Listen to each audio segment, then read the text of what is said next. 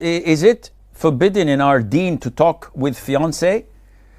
Mahmoud, the opposite gender, either they are halal for you to talk to or they are haram. What do you mean? Either they are mahrams. So your wife is a mahram. You have a contract. So you cannot only talk to her, you can do the whole 9 yards. Or you can never marry in your entire life, such as your mom, your sis, your daughter, your aunt, paternal, maternal, your nieces, etc. So these are all mahram. You can talk freely.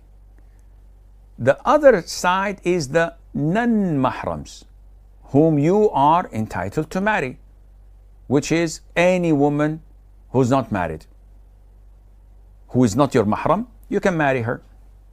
So your fiancé, is she your wife? Nope. Is she your mahram? Nope.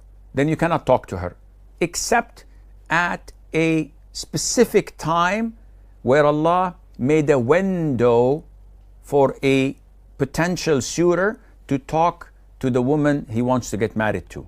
What is that window? This window is when you want to go and have this interview where you both exchange glances, not necessarily in the dark, but look at one another with your